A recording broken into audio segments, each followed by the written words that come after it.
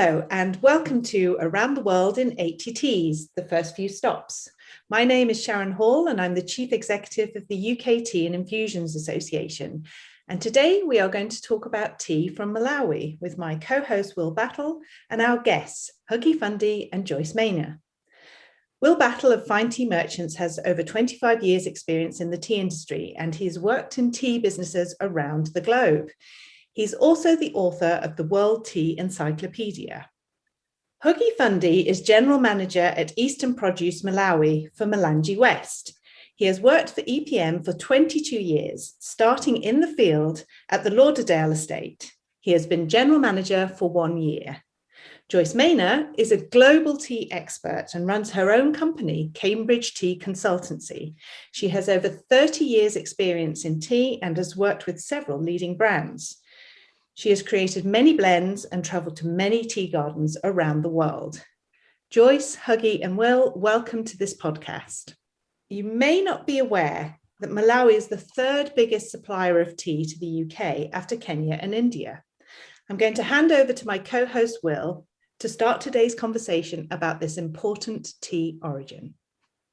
Thanks so much, both of you, for joining us. Huggy, it's a delight to hear that you're involved in the Mulanje district as well, because it's one of my favorite places in the whole world, and I'm especially excited to talk about it. So how long has tea been grown in Malawi? Tea has been grown in Malawi for more than 100 years.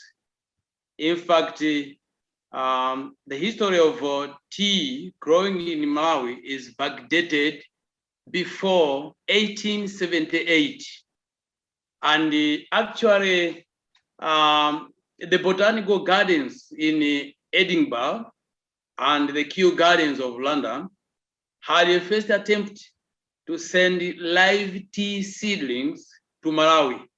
By then, Malawi was called the Nyasaland Protectorate. The seedlings did not do well, did not survive, simply because they had to travel a long journey. And from 1878, several consignments of tea seeds were sent from the same gardens, the two gardens which I mentioned, the Botanical Gardens and the Kew one, to London, from London that is, to Malawi. However, 2 seedlings of these initial seeds managed to survive. And these were carefully tended by a gardener called Mr. Jonathan Duncan, who was working on one of the Church of Scotland mission in Blantyre, that is here in Malawi. It's great to hear the involvement of the Church of Scotland in that, because actually quite often when we look around the world, there's some Scottish involvement in the planting. And well, I guess Blantyre as a town must have Scottish connections. So, Huggy, are any of the original bushes still surviving? Yeah, the original bushes, they're still surviving. We have almost 1 hectare of this type of tea on Lauderdale estate. So I guess, Joyce, since those days, Malawian tea has made its way very firmly into the British palate. Can you give us a bit of a sense of where Malawi fits into British blends? What role it plays in blends that we drink over here? I can indeed. It has made its way into our blends and established itself. It is a firm part of most blends that we consume in the UK. And I think there are 2 things. The sad thing is that that fact is not widely known, and yet the teas are consumed. Most people who have consumed tea in the UK will have drunk Malawi tea without knowing it. And why is this? It's because all the blends that we drink in the UK are created to give us really good color, because we in the UK like to drink our tea with a dash of milk. So Malawi teas produce the best color. No other tea in the world gives that kind of color. And so for us in the UK, drinking tea with milk, that color is so, so important. And so most blends feature Malawi teas for that color. Beautiful, red, rich color. And that's what Malawi tea does for us. So every blend you're drinking around the UK, I can bet you there's a bit of Malawi tea in it. You just don't know it. So it's a bit of an unsung hero, really. Absolutely, absolutely. An unsung hero. It's there. We don't know it's there. And I think it's a shame. And it's not just Malawi tea, to be honest. It's a few other teas as well. To be honest, apart from China teas, Sri Lankan teas, and Assam teas, and Darjeeling, so Indian teas, a lot of other teas find our way into our blends, but they remain in the background. But Malawi has a particularly special place in blends in this country. One for you, Huggy. If I went to Malawi, or one of our listeners went to Malawi and wanted to visit any of the tea growing districts, where should they be going? Which districts in Malawi grow tea? Yeah, in Malawi, we have 3 districts that grow tea. The first one, which seems to be probably the largest, having a lot of hectare of tea, is Mulanje. Then we have Thyolo, and then we have Guava. Is there a difference in quality between what's produced in Mulanje and Thyolo, or would you say not so much? Yeah, there is not much difference between the two districts in terms of quality of tea, but based on the altitude, Mulanje could be on the upper hand. Have you in Malawi stuck to just making black tea, or are you making other sorts of tea as well? In Mulanje, we normally make black tea. There is no any other source of tea that we make in Mulanje. And what about elsewhere in Malawi? Yeah, in Thyolo, they do make the green tea in one of the factories of Eastern Produce. And what would you say you can? Well, what's the difference about Thyolo that makes it a good place to provide green leaf for green tea? Yeah, it's only the choice of the factory to make the green teas, but it's not actually looking at the environmental or the position of the area where tea is growing. One for you, Joyce. Mm-hmm. Do you think there's anything in Malawi's location in the southern hemisphere as a producer of tea that gives it a sort of unique, or perhaps not unique, but an important role in our world? And when I look at major tea producers, most of them significant ones appear to be in the northern hemisphere or on the equator. Is there anything in that? I wouldn't say there is it's a location as such being in the southern hemisphere. I mean, there is to some extent, but I'd say 2 things. First of all, the soils in Malawi, the beautiful red soils, just make it perfect for producing tea. But also, secondly, being in the southern hemisphere, as you said, with most of the producers being in the north, Malawi being in the south then gives us an additional supply of teas when origins in the north are not producing.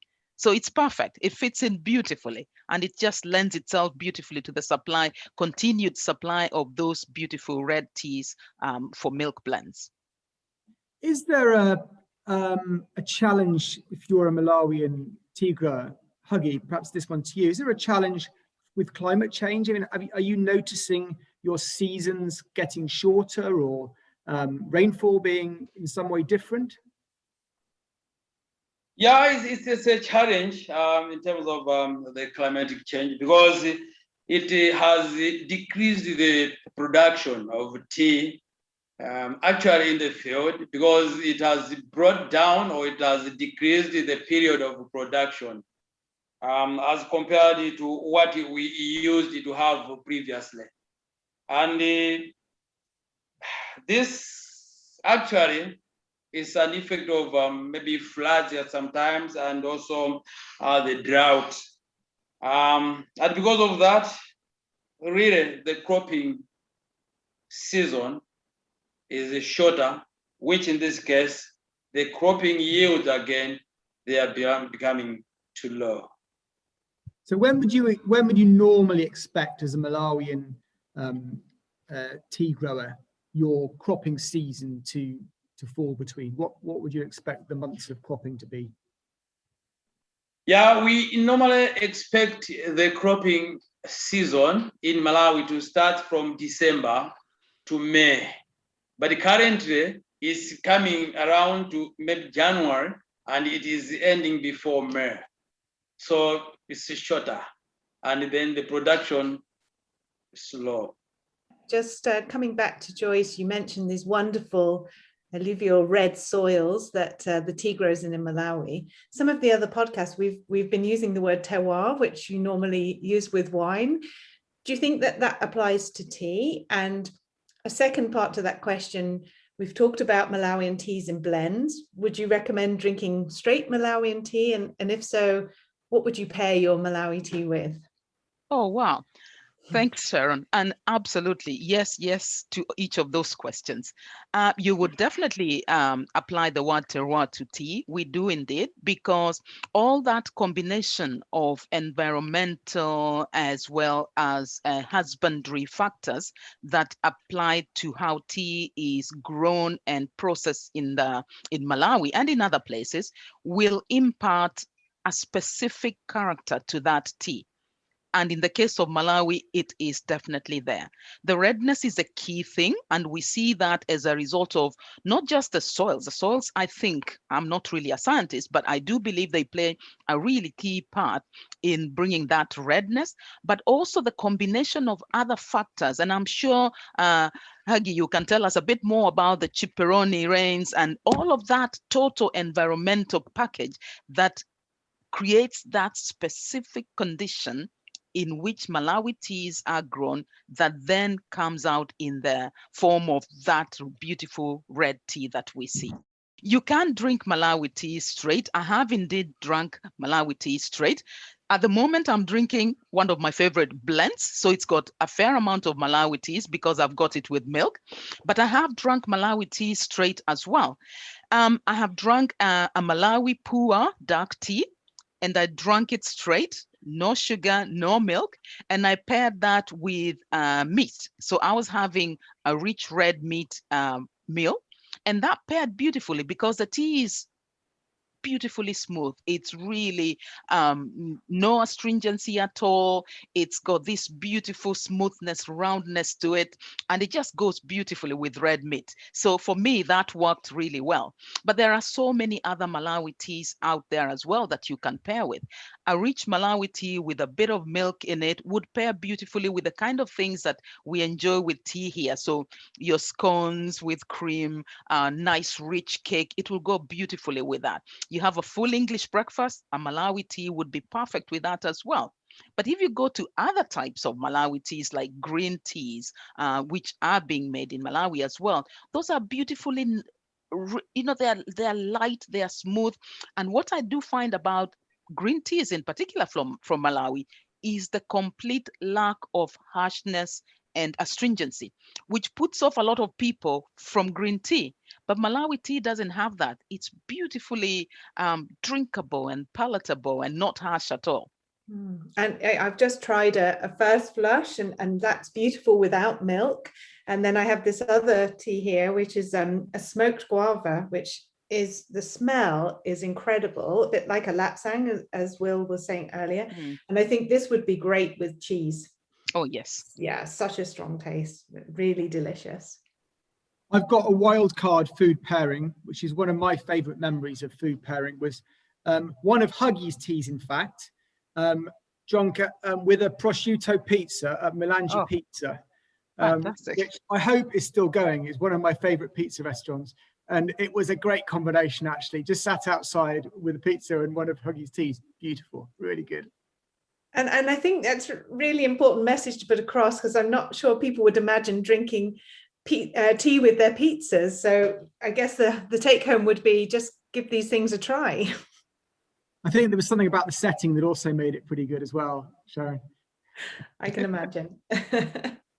But Sharon, you alluded to it there. You mentioned the Malawi First Flush, which you're drinking, which I think I got a sense that climate change is a really tough thing for tea growers to cope with, and that's one example of at least trying to take a massive problem and work with it. And I get the sense that those long, hard chipperonis, which are pretty cold, or perhaps Huggy, can you explain what a chipperoni is and the impact that has on Malawi as a country from the perspective of the seasonality? Yeah, I know the chipperon winds are mostly generated from Mozambique, and the Mulanje district shares boundary with Mozambique. And mostly when it comes to chipperon winds, they are mostly significant between April, May, and June. End of April, May, and June. And the wind is very cold. However, it comes together with some showers, which on the other hand, the showers play a role in the moisture of the soil, which is also very important in terms of tea growth. But the growth is restricted by the coldness.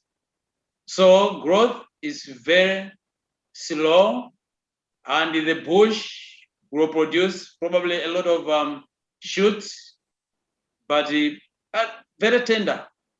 And those shoots, they are good in terms of tea manufacture.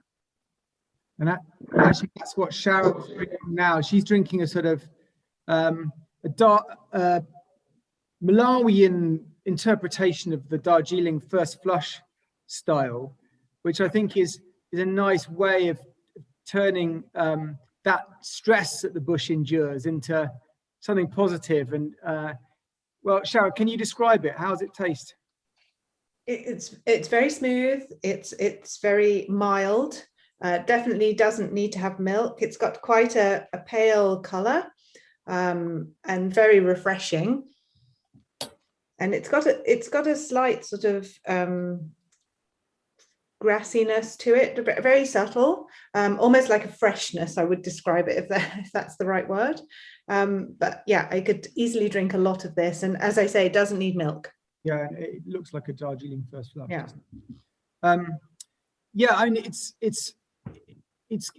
good that Huggy's mentioned the sort of the location next to Mozambique, because you've got this great dynamic of the seasonality in Malawi that makes it an interesting place to buy from, and also just the impact that seasonality has on quality is something that we're hearing about throughout this series. Is seasonality can create stress for the bushes, and it can create stress can create really interesting quality nuances, which can be tough for people like Huggy to cope with.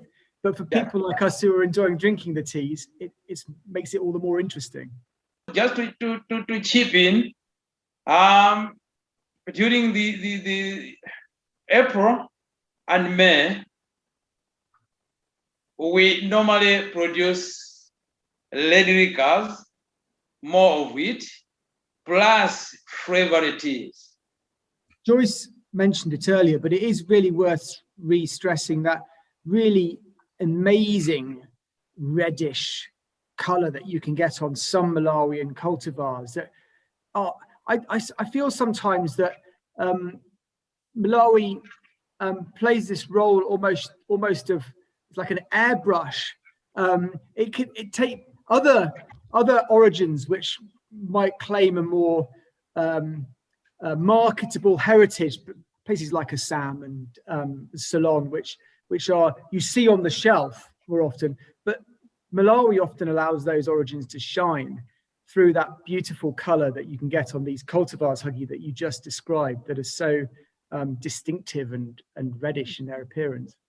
It does indeed, because those other teas, they will bring certain things, certain characteristics to the blend, But unless that tea, particularly in markets like the UK or Pakistan or places like that where we add milk, unless you have that color, you're not able to enjoy that cup of tea and experience that flavor of that other tea.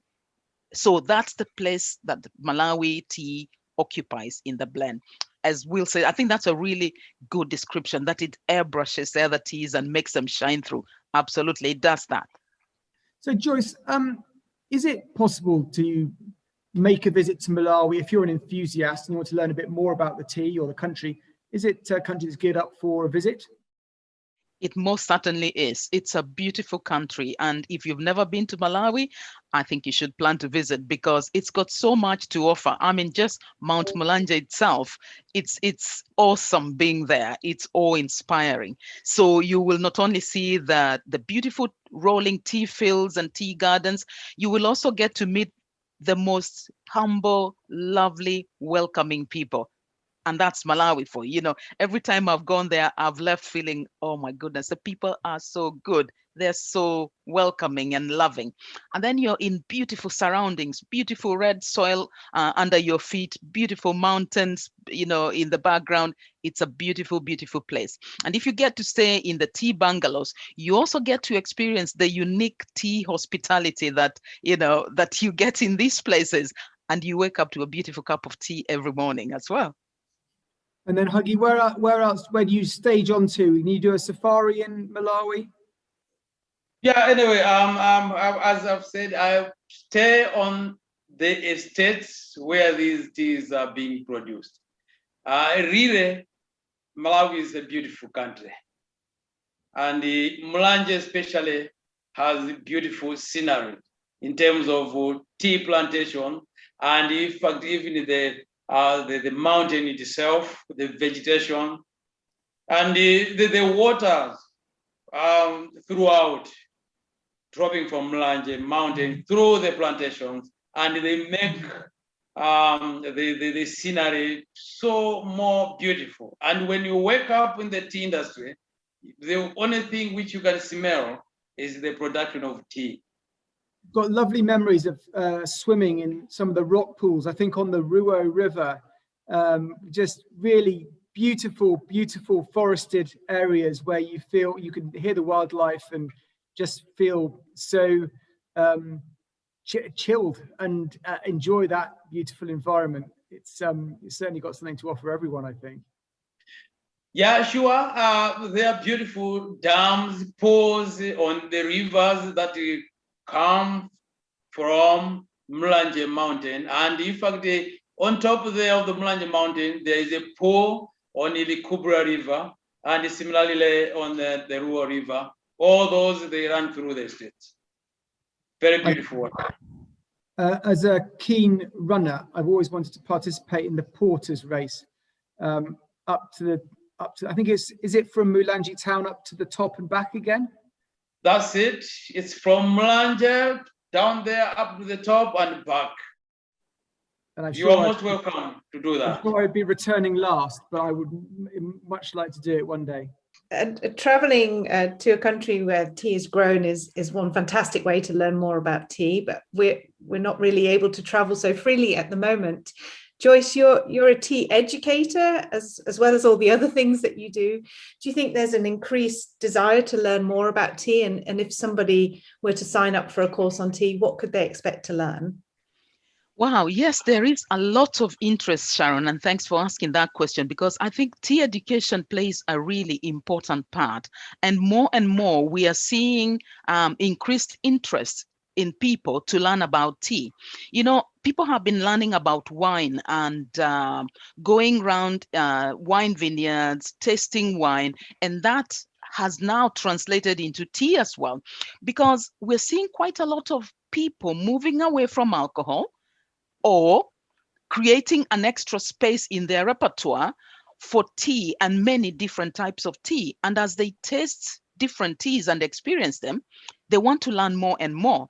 So tea education is playing a really, really important part in terms of showing off and showing people what variety there is in tea, the different types of tea there are, the different tastes that you can get from tea, tea and food pairing, and even how you can use tea to do other things like, cooking with tea, adding tea to mocktails and cocktails. So there's so much to learn about tea. And in one of my classes that I offer about African teas, I actually feature Malawi a bit about that, because there are undiscovered or unsung origins like Malawi, which people, once they experience, find it fascinating because it is different. It is different from what is in front of them every day.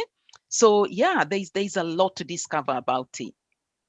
Just sounds fantastic. I think everybody should sign up for a tea course. And then as soon as we can travel, then we should all go visit Malawi because it sounds beautiful. Apart from climate change, what would you say is the biggest challenge to the tea community, tea planters, tea workers in Malawi? Yeah, apart from the climate change, the other thing which we currently have as a problem is labor force. In fact, we are looking at increasing the number of women workers over probably men workers. But it seems as most of the women, they are not in for working. They are there outside in the community just to take care of their families. And now we are failing to balance up the gender. But our aim in the tea industry is to balance up the gender. That's, I can say, could be one of the major other problems that is coming into the tea industry. Currently starting to probably on a small scale mechanization on one estate. But at the moment, the tea is predominantly picked by hand?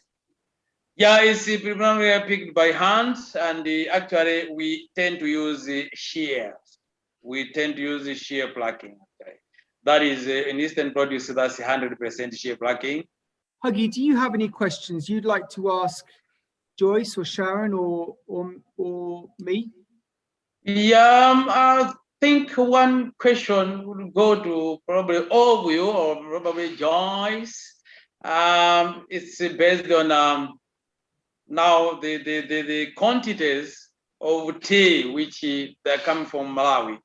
Is it enough to cover maybe the requirement of the consumers in UK or any other country? It's a really good question. Thank you. Yes, the quantities of Malawi teas that are consumed depend very much on the blends that the different markets use them for. So generally speaking, Malawi teas tend to go into blends, which means that they will be mixed in part with other teas from India, from Kenya, from different places. So therefore, the volumes will vary depending on the nature of the type of blend that is being made. So in terms of quantities, I would say yes. I would say what would be interesting to see more of is the newer, different types of Malawi tea. So doing something different with Malawi teas so that you produce something that is unique. And I'm seeing this with different origins as well. And if you think about wine in terms of wine and think of the old traditional wine producers, and then think of new wines and where they've come from and where they've got to, the new world wines have made a full impact. They have made a place for themselves. And that is where I see the newer types of teas that are coming from the non-traditional origins for those type of teas, like some of the teas we've just talked about today from Malawi. I think that is the more exciting, really interesting place that I can see Malawi teas going to. It is important to look at improvement and doing things differently. And I'll tell you why. The main reason being that if you look at the general commodity tea market, we do know that consumption is declining for standard black tea. However, tea in total is not. So people are looking for interesting teas. So let's give them interesting teas. Let's shift and change teas so that we keep that interest in tea there. And that is what is going to be, productive for all of us in tea. We keep people interested in tea, keep people drinking more and more tea. And keep, just to add on that, Joyce, keep seeking out Malawian tea as well, and acting as a sort of encourager to produce more, because one of Malawi's great, one of the great joys I have in going to Malawi is it's a long way away, and it makes it, when once Huggy's made a tea, it's not easy to get it back to my front door, and it's a difficult supply chain that Huggy and his colleagues run and manage very well. He's got to ship tea through Mozambique and get it on a vessel, and we all know how difficult it is to get things either through the Suez Canal or getting container space in this COVID era. So it's a difficult place to make tea, and the Malawian industry does a very, very good job of it, and we should all try and encourage the drinking of more of it, because it is a really unique and wonderful tea producing region, I think. I agree with you. It's a really important origin, and tea plays such an important part in that economy that for all of us, supporting and encouraging those producers and those tea workers in those areas is really, really important. I particularly have a very soft spot for Malawi because having been there and experienced it, tasted the teas, met the people, it's something that I want to encourage others to do. And I would just add, we started this conversation about talking about the important role Malawi tea also plays in blends, so in everyday tea. And during this COVID pandemic, as Will alluded to, we have actually been drinking much more tea at home. We've turned to tea for comfort. So there's definitely room for increasing both your everyday tea consumption and trying some of these wonderful, more speciality Malawian teas. I think everyone should do both. I'd agree. I would agree. So Joyce, Huggy, thank you so much for joining us. Can I ask if you have any parting thoughts for us about Malawi and its tea production, just to leave us with? Huggy, I'll go to you first. Any parting thoughts? I can say we would like probably to invite you to Malawi as a tourist to have a look at our beautiful sceneries, beautiful factories, tea plantation. And at the same time, we are expecting you guys to consume a lot of Malawian teas, to use Malawian teas, to do the branding.